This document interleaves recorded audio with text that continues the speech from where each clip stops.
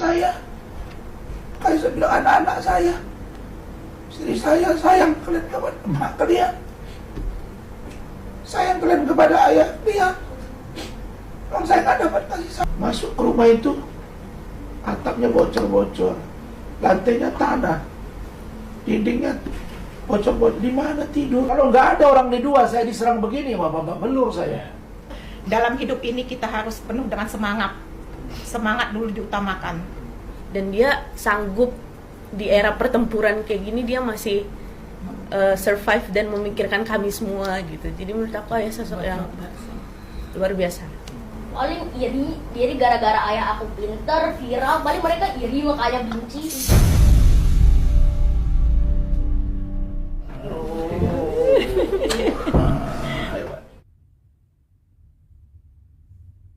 Di Mahkamah Agung ini satu prestasi karena responnya begitu cepat.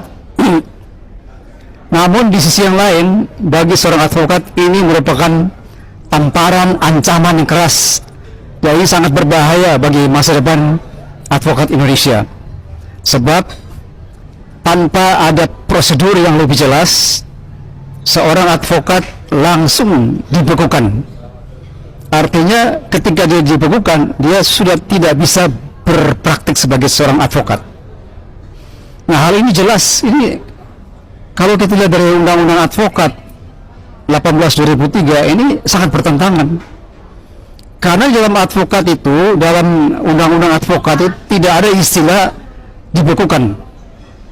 Yang ada itu hanya istilah adalah teguran lisan, teguran tertulis, pemberhentian sementara, dan pemberhentian menetap. Juga di dalam Kode Etik Advokat Indonesia juga tidak mengenal istilah yang namanya pembekuan atau dibekukan. Jadi kalau seorang advokat itu diduga melakukan pelanggaran etik, itu seyogianya itu harus diproses majelis kehormatan kode etik dulu dong. Jadi dalam hal ini Mahkamah Agung bekerja sangat cepat. Ini luar biasa. Ini saya kasih jempolan sekali lagi untuk Mahkamah Agung. Kalau cara kerja seperti ini, hukum Indonesia atau Mahkamah Agung sebagai tempat terakhir orang mencari keadilan bisa tepat waktu. Semua orang bisa cepat waktu untuk diselesaikan kasusnya di Mahkamah Agung. Ada dugaan Bang Raspan melakukan satu perbuatan yang tidak pantas. Kita sama-sama lihat.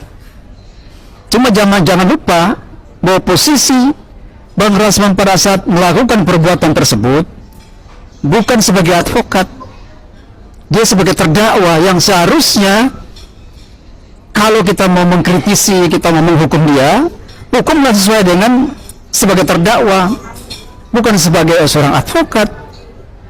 Nah, itu persoalan di sini. Ini jadi harus jelas ini. Sekali lagi itu terdakwa loh. Ya, hukumlah sesuai yang terdakwa, bukan hukum sebagai pelanggaran etik. Di mana dasarnya? Itu kan memang dia advokat, tetapi pada saat di persidangan itu dia posisinya bukan sebagai advokat, tetapi sebagai terdakwa. Nah, ini harus diperjelas supaya kita semua paham itu. Jadi menurut saya ini keterlaluan, berlebihan, dan ini berpotensi abuse of power yang dilakukan oleh Mahkamah Agung dalam hal ini. Apalagi konferensi pers hari ini sangat membuat kita terkejut semuanya. Saya tidak menyangka kalau begitu cepat respon dari Mahkamah Agung hari ini. Ini terjadi kekeliruan ini. Ini kita mesti laporkan ke Badan Pengawas ini, internalnya Mahkamah Agung. Karena apa yang dilakukan oleh Bang Raspan itu kan posisi sebagai terdakwa. Dia mau berteriak-teriak, mau lompat-lompat, mau jingkrak-jingkrak, mau mukul meja, itu hukum dia sebagai terdakwa. Jadi bukan sebagai advokat dalam hal ini harus dibedakan di sini. Jadi sangat kita sayangkan kalau MA terburu-buru terlalu pagi untuk memutuskan bahwa Bang Raspan dan Bang Firdaus itu telah dibekukan. Salam keadilan bagi kita semuanya. Akhir-akhir ini kita diobohkan dalam dunia hukum, tepatnya pengacara, bahwa adanya pembukuan berita acara sumpah advokat Rasman Arief Nasution dan juga Firdaus Wibowo oleh Pengadilan Tinggi Ambon dan Pengadilan Tinggi Banten.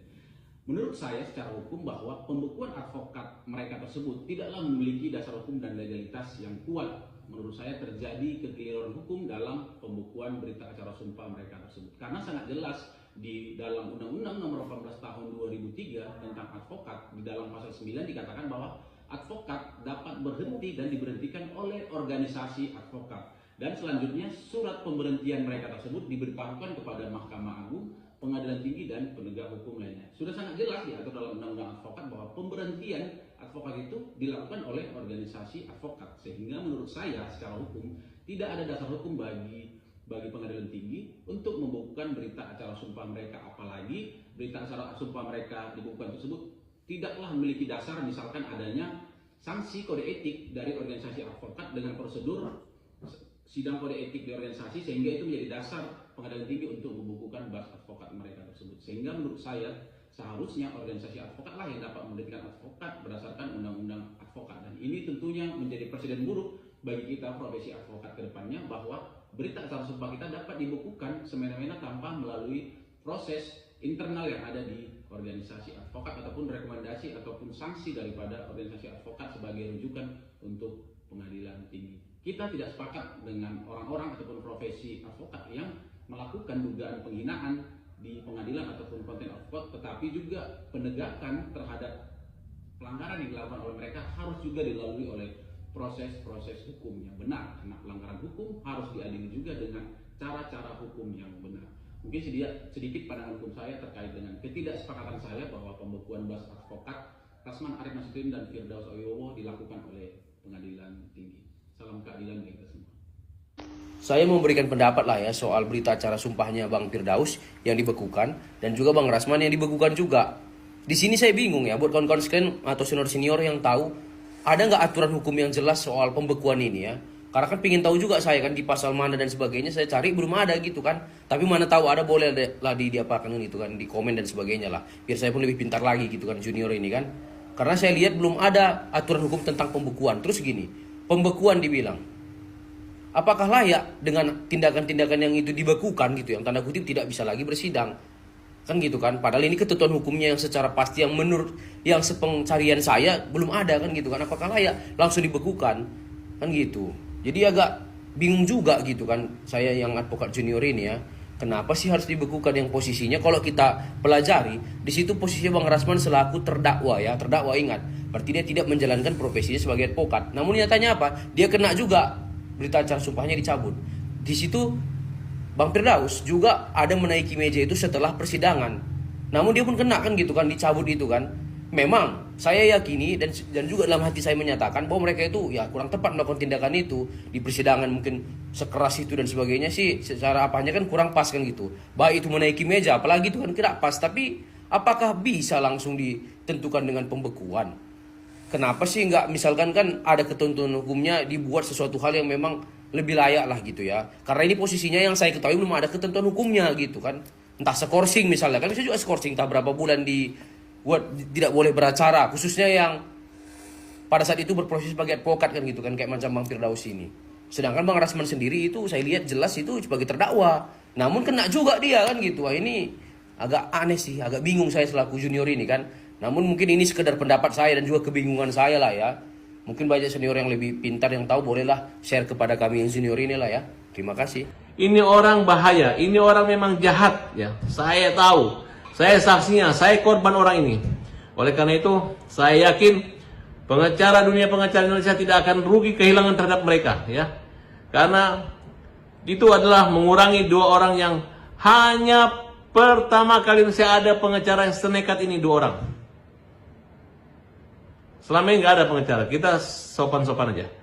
Ngerti nggak? Nih ada pengadilan negeri, pengadilan tinggi, Mahkamah Agung, peninjauan kembali. Ya udah kalau hakim di sini nggak mau lihat, lu cuek aja, kita banding kasasi. Karena hakim bertanggung jawabnya tidak hanya pada negara, tapi kepada Tuhan.